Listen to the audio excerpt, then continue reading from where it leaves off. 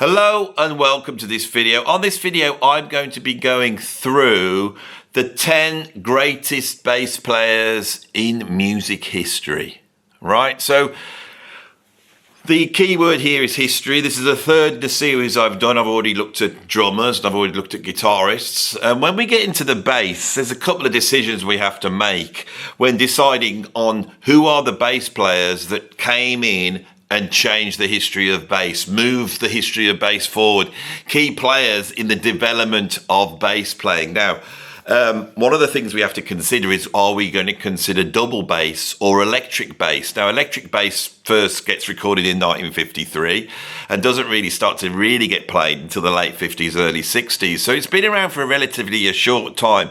So on this video, I am going to count acoustic bass players, double bass players, and show the lineage of them through to the electric bass, looking at the sort of 10 bass players who I think have really pioneered in this area. Now, this is an interesting list, and there's some of the players on here I don't know so well, so I am going to have to try and utilise my memory banks and knowledge, and also pull some new knowledge, because I've been looking into this quite a bit, and it's very interesting. So, shall we get straight in? Shall we get straight into this? Right, so, as we have said many a time, the history of all Western popular music has its roots in the jazz and blues that emerges in the United States of America at the end of the 19th century. A lot of the things that apply to instrumentation, whether it be drums, bass, guitar, saxophone, trumpet, the technical aspects of playing are rooted in jazz. And what's very interesting is that the jazz group that emerges in New Orleans at the end of the 19th century is a marching band. It's a cornet, a trombone or a tuba, and a clarinet, and they work together, and then they are backed up by marching band percussion instruments, i.e. snare drum, bass drum, which then morph into the drum kit. So our bass lines are coming from initially a trombone or a tuba, and they are playing in a 2/4 form. So I've got my guitar here just to demonstrate a couple of these things for people who aren't so up on what 2/4 is. So a lot of pop music today is in 4/4. So it goes 1, 2, 3, 4, 1, 2, 3, 4, bum, 2, or even 1, 2, 3, 4, bum. So even that could be quite fast, but it has a loping, slower feel than 2/4, which is like 1, 2, 2, that's 2/4. So if we were looking at the C chord, a bass player, the tuba player, would go between 1 of that C chord, which is the note C, and the G, which is the 5 of that chord. So it would be going like this.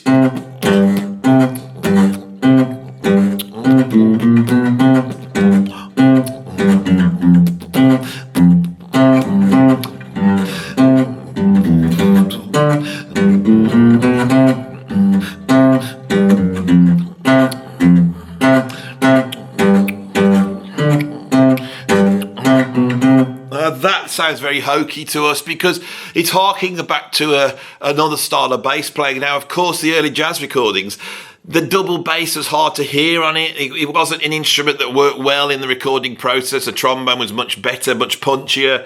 And so it's not till the invention of the microphone in 1925 that we really see the acoustic double bass emerging on record. And this happens in I think in the Duke Ellington Band. Duke Ellington Bands has double bass players in there. It's come from a semi-orchestral tradition, so the double bass has come over from the orchestra, and we now have double bass players. And the Duke Ellington Band really seems to be, in the early years, the place where bass playing is forged. Now, what's very interesting is the first guy on my list is a guy called Wellman Broad. Now, Wellman Broad was born in 1891 in New Orleans. So when jazz was being created in the 1890s, this guy was alive at that time. He could have, well as a normal kid walking around, heard the likes of, Buddy Bolden or, John Robichaud or even Papa Jack Lane, who knows? But he comes from that place. Now, he is a distant family member of the Marsalis family, and Branford Marsalis has done a lot of research into this guy, who was one of the first double bass players in the Duke Ellington band. And he seems to be the guy that invents the walking bass line. Now, the walking bass line is something that's tied to the double bass, and it's a form of bass composition, let's say, which personifies jazz, because the walking bass line not only outlines the chords and the melodic qualities of the chords and the fundamental aspects of the chords and the harmonic characteristics of the chords, but the walking bass line also outlines this new change from a 2/4 marching beat to a swing beat. And so this walking bass line, which is basically crotchets played, this sort of, this sort of way.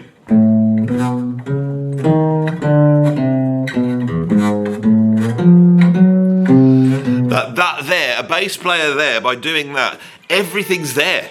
The fundamental of everything in jazz is there. It's incredible. Now, Wellman Broad seems to be the guy that invented that style. Now, I want to talk a little bit about walking bass lines, because walking bass lines do provide the fundamental building blocks of all bass playing in popular music. So, say we've got a blues, and the blues is going like this. It's going 1, 2, 3, 4, 2, 3, 4, 1, 2, 3, 4, 1, 2, 3, 4 to 1, 3, 4 to 1, 2, 3, 4 to 1, 3 to 1, 2, 3, 4, 1, 2, 3, 1, 2, 3.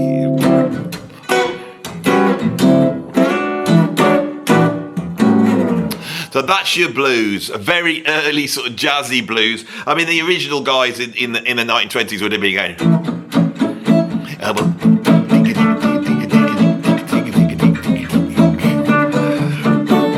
It would have been all that type of feel. Now, what Wellman Broad did is he took this first chord here, and he thought, why don't I play in time the notes of that chord?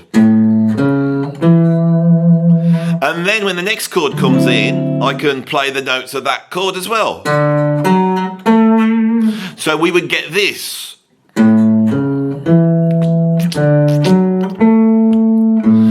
Now that this outlines the nature of the chords.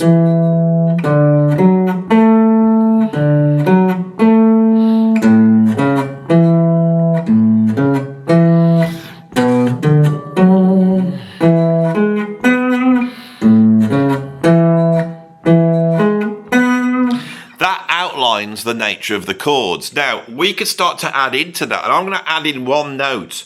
If I play these three notes here, my next chord would be this chord. So I'm going to play the note above that, and I'm going to move into the chord like this. So now I've got 4 notes in the bar. I can go 1, 3, 5, and this is called a neighbour tone. Sorry, 1, 3, 5, move into the 4 chord. Now all I'm doing is play the notes of the chord and then playing the note above the next chord I'm coming into, and I'll play that slowly so you can hear it.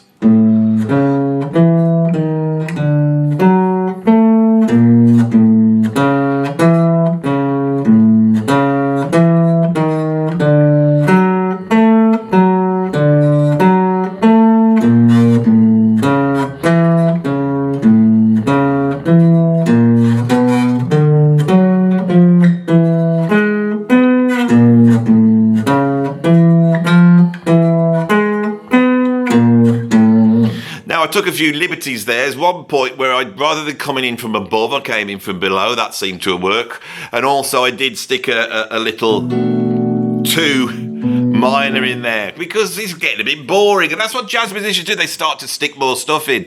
Now I could take the scale that goes with that. So I could go 1, 2, 3, 1, 2, 3, 5. And then, or even Sorry. Like that. So I'm now using scales. I'm using this chord structure. Now this means that bass players have to understand the chords. They have to understand how they're constructed. And this sets up a precedent in the 20th century where guitarists play the chords, but they might not necessarily understand what they are. But bass players have to understand this to create this melodic line going through. Now I'm going to play a blues. I'm going to stick a few more chords in, which are just basically chord substitutions, just to make it roll a little bit more. And I'm going to walk the bass line through. The first time through, I'm going to play it with the chords and the walking bass line at the same time. And then the second time, I'll just go to the walking bass line. And hopefully you will hear the blues in this. So let's have a go.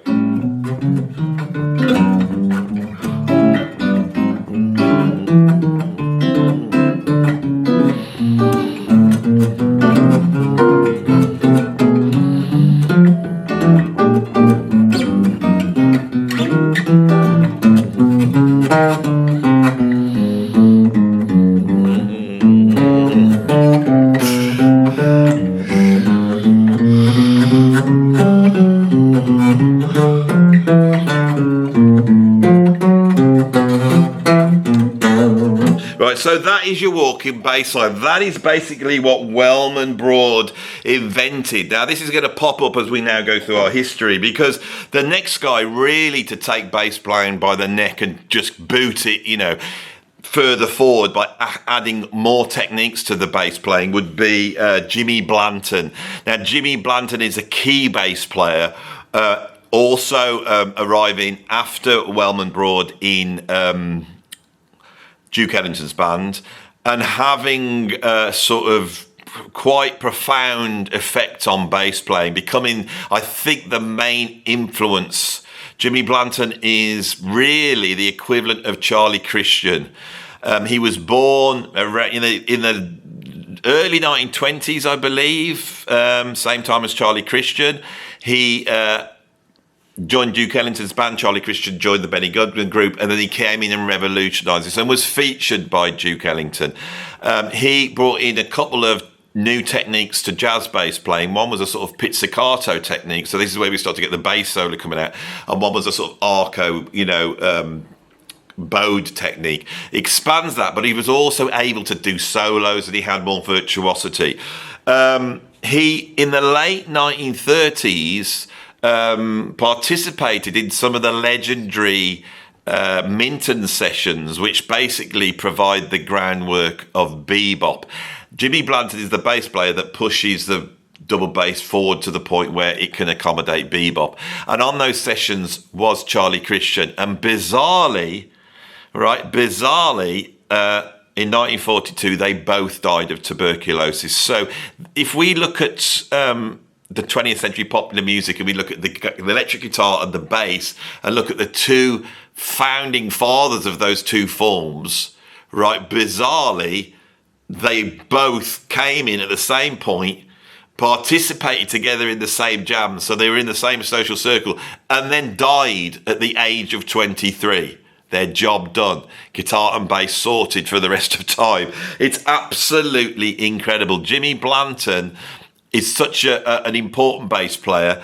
As I said on the one when we looked at drummers and the rhythm section, I have to say that Walter Page as well, honorary mention to him in the Count Basie group. So now double bass playing is where it's at, and it's on quite a virtuoso level. Bebop comes out, and a whole bunch of virtuoso bass players come out of bebop. Now, the guy I'm going to go at number 3, the guy I'm going to go for is Charlie Mingus. Right, when I was coming up as a kid and I was listening to lots of different bass players, I listened to my dad's record collection, I felt as a young kid that Charlie Mingus was not only a virtuoso bass player, but had a charisma, and he had a musical vision that went beyond the bass. So when we look at bass playing now, and bass playing is now, it's a thing unto itself. On the internet, there's so much stuff just about the bass. And there's so many bass players that play music on the bass. The expansion of the bass into the wider musical world. The idea that you step forward and you have charisma and you have a profile. You are an artist I can't think of anyone before Charlie Mingus. Now, as a bass player, he was quite incredible. And he was forged in the bebop world. He comes out of the bebop world in the 1940s, forms his own group, and he becomes one of those musicians out of, I would say, Miles Davis, John Coltrane, Sonny Rollins, Modern Jazz Quartet, Dave Brubeck, Ornette Coleman. Mingus is in there, and in 1959 he releases Art On, which of course in jazz history has become one of the big four albums of 1959, and it's a groundbreaking album. He really goes beyond the bass in what he does. And I wondered whether I should consider him for that. But in terms of virtuoso bebop playing and the bridge between bebop playing and free jazz playing, Charlie Mingus was an incredible bass player, and his bass playing figured so strongly in his own music. So now we've got all this stuff swirling around the 1950s, haven't we? Now I'm going to go forward and then go back, because for me, the peak of the double bass emerges with another genius that comes out at the end of the 1950s, Scott LaFaro. Scott LaFaro played in a number of groups, and then he hit gold when he met Bill Evans. And Bill Evans formed a trio with him, the Bill Evans Trio. They made quite a few albums through this period, climaxing with the Live at the Village Vanguard sessions, which produced the album Live at the Village Vanguard and also Waltz for Debbie. On this, the trio of Paul Motion on drums, very minimal but very expressive. Bill Evans' incredible, romantic, classically influenced, beautiful piano, all this space and harmonic complexity. And within that, Scott LaFaro takes the bass and he elevates it up. Now, I want to say he elevates it up to a solo instrument, but it's far more than that. His bass lines exist in a place they've never existed before. He's supporting and leading, as is everybody in that band. His virtuosity on the bass, really, this is the genius of the bass. Scott LaFaro, all the bass virtuosos, whether it's Jaco Pastorius or, John Patitucci or Victor Wooten, all of that has its roots in Scott LaFaro. He comes out in the early 60s. He just blows everybody away. And to this day, it's the most astonishing double bass playing you ever heard, not just from a virtuoso point of view, but from an invention point of view, and for his ability to exist and weave between these complex harmonic structures and be able to react so quickly to what's happening in that trio. Live at the Village Vanguard, if you're a jazz fan, is an essential album. And 4 weeks after that album was recorded, Scott LaFaro died in a car crash, again in his early 20s. This is another guy here that did not even reach 30 and changed the face of bass playing. The Live at the Village Vanguard album was then edited in a way which would feature Scott LaFaro as a tribute to him, and that really cast him in stone. So now we have gone through, Wellman Broad, although I keep saying Wellman Broad because that's how it's spelled. I think it's Wellman Bro. Then Jimmy Blanton, Charlie Mingus and Scott LaFaro, and now we have the double bass. Now from this point on, we're going to have bass players on the double bass like Niels Orts, Henning Pedersen, who spent a lot of his time playing with Oscar Peterson, it's just incredible what he can do on bass. But there's a whole bunch of incredible double bass players that have come in. Now, it's just quite astonishing what people can do on that instrument, which is very clunky to play. Right, so from now on, we're going to move to electric bass. So, where's electric bass start? Well, of course, Fender bring the Fender Precision out late 40s, early 50s. There's no rock music going on at that time. Everyone's playing double bass. We've got rock and roll groups, but they're obviously slapping and doing all that double bass stuff. It's down to a jazz bass player to do it. It's surprising the guy that first does it. Right, because when I did my list of the most important guitarists in the 20th century, of course, Wes Montgomery got on the list. Not his list, my list it was. Wes Montgomery got on the list, but ridiculously, his brother is also on the list, because in 1953, on an Art Farmer album, his brother, Monk Montgomery, walks in with an electric bass and starts playing electric bass, and then continued to do it, playing on all sorts of different albums. The pioneer of electric bass throughout the 1950s, and the person that he played with Lionel Hampton. He played on some big albums, so people would have noticed that. He's Monk Montgomery. Now, what's surprising about Monk Montgomery is that he was older than Wes. Everybody in Wes's family played. They actually had an older brother called Thomas who played drums, and he died, I think, at 16 years old. They had a sister that sung, and then in terms of the pro musicians, there was Monk, Wes, and then was it Bobby Montgomery who played vibraphone or piano? Can't quite remember. And they recorded together as the Monk Brothers. No, the Montgomery Brothers, of course, not the Monk Brothers. And so I feel that Montgomery, reading about his career, he really is laying the groundwork for electric bass playing. And of course, he is playing jazz walking bass lines on electric bass. That's predominantly what he's doing. Now, in the 1960s, of course, rock and roll turns into rock music and pop music, and the language of electric bass starts to shift. And you may say, well, Andy, yeah, no one's doing walking bass lines now. And I want to show you something about the bass. There's two things you can do on a bass, right? You can do, well, there's three things actually. If we take our blues, I could play, like in a very punky way, just the roots.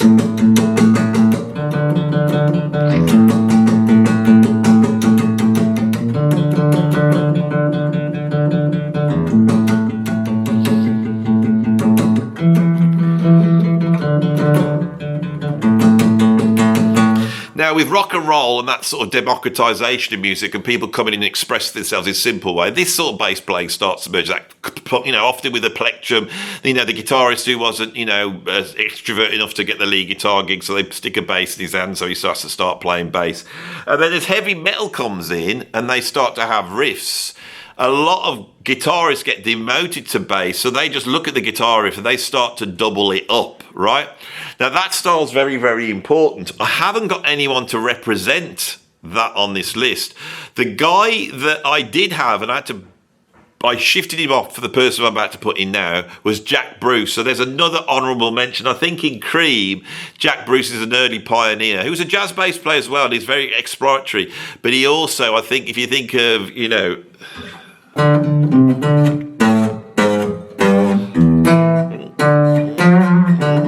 got the wrong key.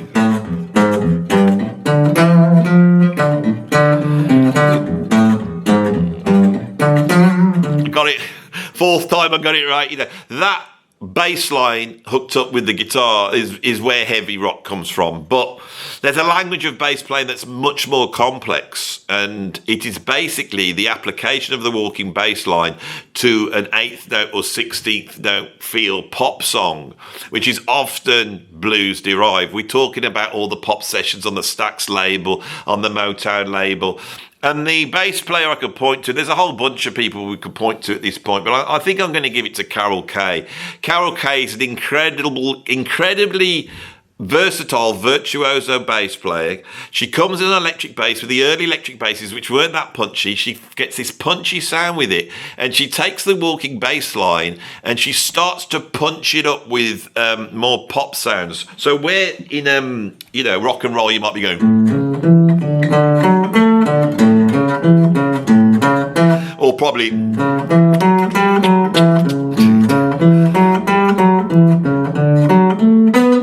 now what this is a simplified walking bass line. So that's where Kaye comes in. But now they've got songs that are going like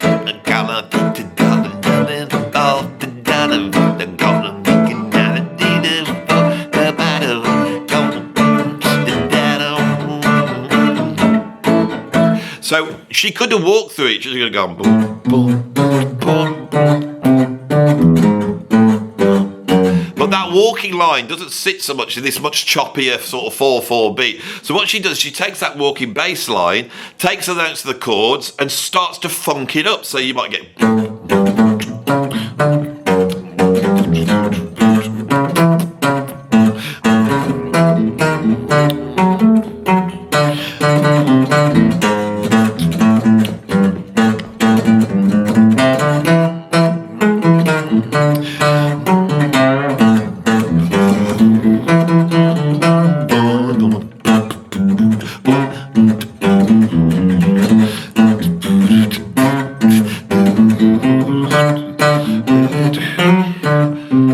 If we keep to that blues in that sort of more funkier 16th note way. If I keep going down that, I might end up with like a...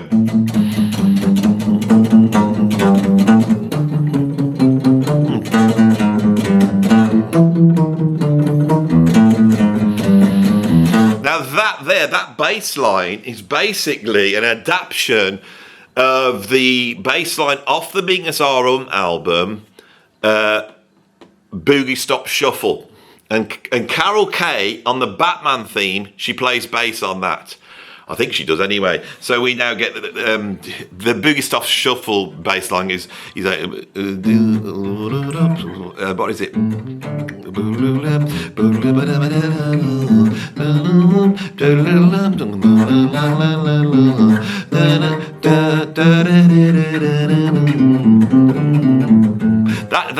That's quite complex, is a Mingus bass line. So you can see how all of this is coming out. Now, I have a list here, because my memory can't deal with some of the records that Carol Kaye has played on. So it's so incredible. So obviously, she is on the Batman theme by the Marquettes, 1966. She plays on California Girls by the Beach Boys, which she's also playing on Accent on Africa in 1968, the Cannonball Adderley album. She's on A Message to the People, Ray Charles. So you can see she is a bass player. But in terms of the big tunes she's played on, it's quite incredible. I'm going through some of them here. She plays on Forever Changes by Love, which is the album that Robert Plant holds as being the greatest album of all time. Really launches a certain sound in Led Zeppelin. She's on Freak Out by the Frank Zappa and the Mothers of Invention. She plays bass on I Am a Rock by Simon and Garfunkel. The La Bamba, she does that bass line, Mercy Mercy by the Buckinghams. That's not the proper Mercy Mercy. She plays on Spanish Eyes by Al Martino. She's on Neil Young's first album, 1968, where we can forgive her for that, can't we? Obviously, she plays on Pet Sounds. Raindrops Keeps Falling on My Head. There's a classic song. River Deep, Mountain High by Ike and Tina Turner. Sloop John B, the awful song on Pet Sounds. She plays bass on that. It's just, this goes on and on, and I'm trying to find some of the more weirder ones. Unchained Melody she plays on. And the thing is with Carol Kaye, she's born in 1935, she's still alive. And so you could sit and have a conversation with her, and she goes back to a history which is going back directly through the line I've just described to Wellman Broad or Wellman Bro back in New Orleans. It's quite incredible what this is built upon. But we need to move on. So, sorry about this. Shall I put my guitar in the stand and turn it off there? I don't think I'm going to use it again. Right, so who have we got next on the list? Well, where are we? We've done 1, 2, 3, 4, 5, 6. We're at number 7.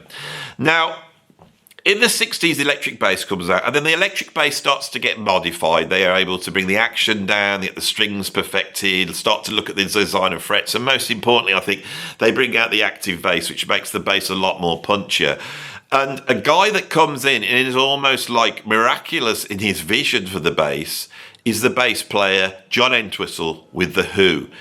In 1965, when rock music hasn't really emerged, right? When Eric Clapton is still to distort his guitar and create the sort of classic lead guitar sound, when there isn't really a lead guitarist beyond somebody who's doing a sort of twangy version of Hank Marvin, John Entwistle comes in and makes in rock music the bass a lead instrument and features it on an early single, obviously, by The Who, My Generation, which features these incredible bass solos. Now, the reason for this, I think, is because The Who was such a weird band. They emerged so early in the history of rock and roll or rock music that they are completely unlike a standard rock band dynamically. Keith Moon is not holding it down. He's not creating a foundation. He's exploding all over the top. He is the lead drummer. And because of that, they don't really have a lead guitarist. They have a a guitarist acting like a drummer, but because he can't hold time, he has to act like a drummer that just is basically like a conductor in an orchestra clashing the cymbals together, and that's what we get, and that arm movement is almost like, there's the chord, everybody, that sort of sound. And then within there, what's the bass player going to do? Well, the bass players, they've got all this space to just extemporize and go all over the place, but miraculously, John Entwistle's extemporization, it's matching Keith Moon, because the bass player always has to match the drummer, but in this case, he has to match him by playing all over the bass. It's quite incredible.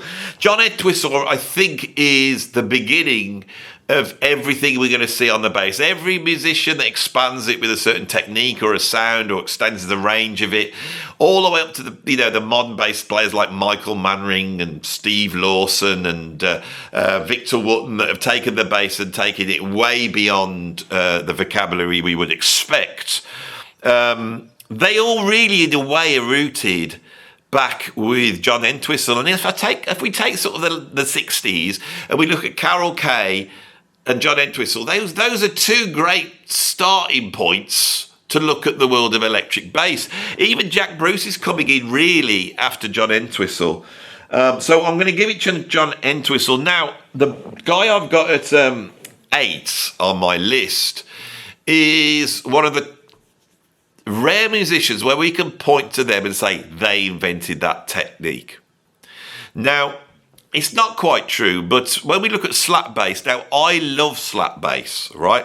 I love it. Slap bass is a way of taking the bass and doing the same thing that Wellman Broad did, in that we're going to play the bass, we're going to outline the harmonic structure, but we are going to join in with the rhythm, and we're going to give from the bass some of the rhythm. And when you play with a good slap bass player, it's like having a second drummer on stage. Now, of course, a side of bass playing we didn't discuss, which got lost in the history of jazz, is the slapping. All those sort of rockabilly bass players that came out of the rock and roll era were getting a percussive sound by slapping and actually pulling the bass string and banging it. Now, Wellman Broad, again, did all that on the bass. He was one of the first bass players to do it, so we have to give a nod to him.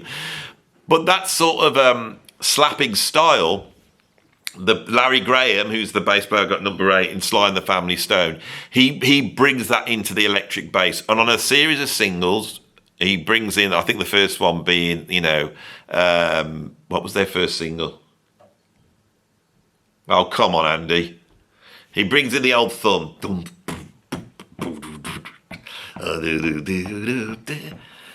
Come on, Andy. Dance to the music. Dance to the music. And then he brings on, like, thank you for letting me be myself again. He brings in the slap in then, and we have the slap bass line. Now, there's a whole bunch of funkiness going on at that point, You've got the, James Brown's being funky and a few other people, but no one's slapping the bass like Larry Graham. And that technique then gets picked up and really starts to have an influence on bass playing. By the end of the 1970s, early 80s, everybody's slapping and a tapping. But Larry Graham's ahead of the game. He invents that style. Now, I've come to the last 2 bass players on this list. Bass playing has gone through the roof. And I didn't want to go anywhere through the 1980s, but I will mention a few players. But I'm going to talk about the real fundamental players when it comes to electric bass playing from a virtuoso point of view, the 2 guys that push it forward. In the 1970s, the first guy really to emerge as a sort of lead bass player, virtuoso bass player, is Stanley Clarke. Now, Stanley Clarke is a virtuoso double bass player. It's very interesting. And so his technique on the bass, and he's a big guy, I think he's 6'6", great big hands. You feel that he could almost pick the double bass up and play it like a normal bass. And on his second solo album, he does a sort of Spanish flamenco thing on bass, which is really coming out of John Coltrane's bass player.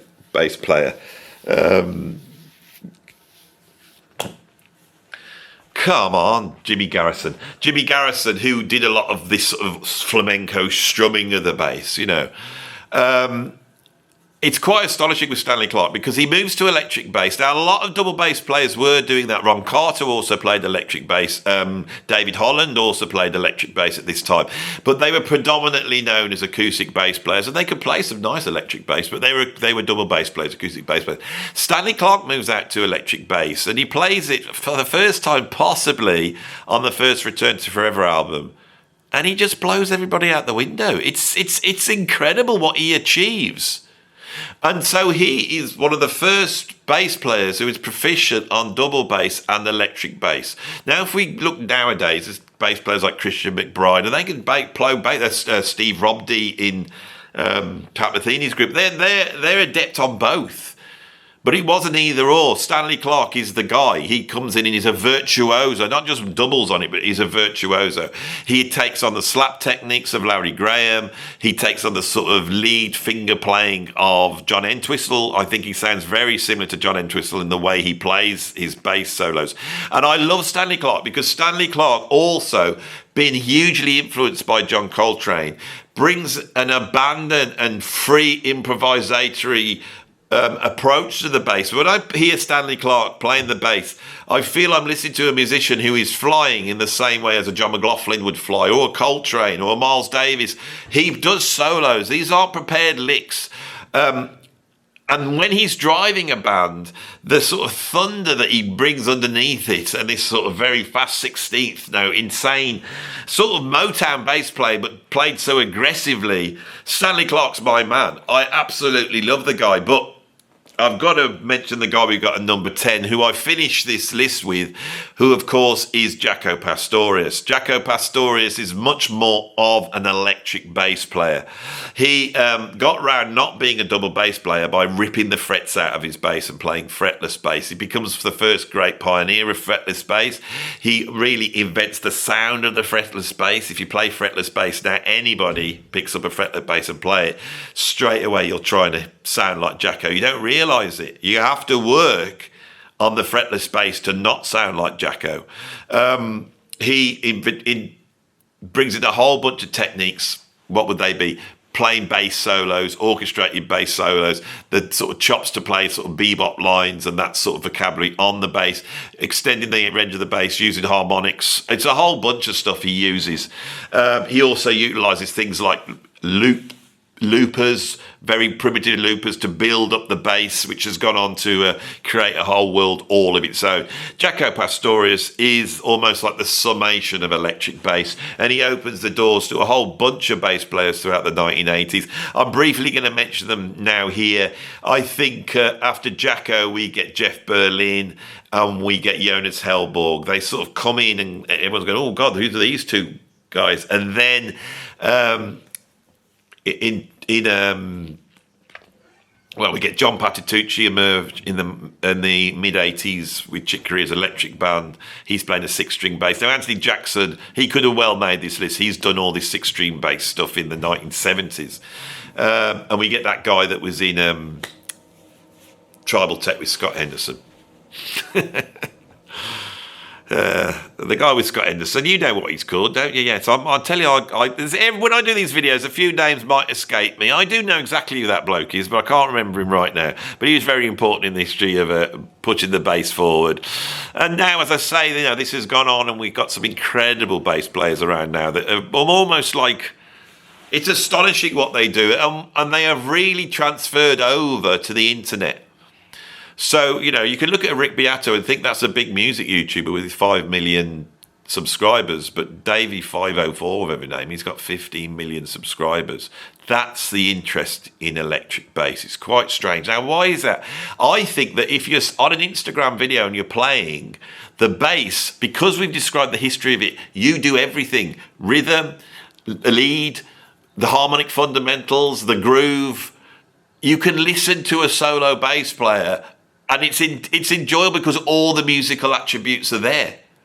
So I think that is the legacy of the electric bass. And now the bass is no longer a bass instrument. What it is that it's another type of guitar in a guitar-based form of music. That's what we have. And with the introduction of 6-string models and baritone guitars, that is now really blurred.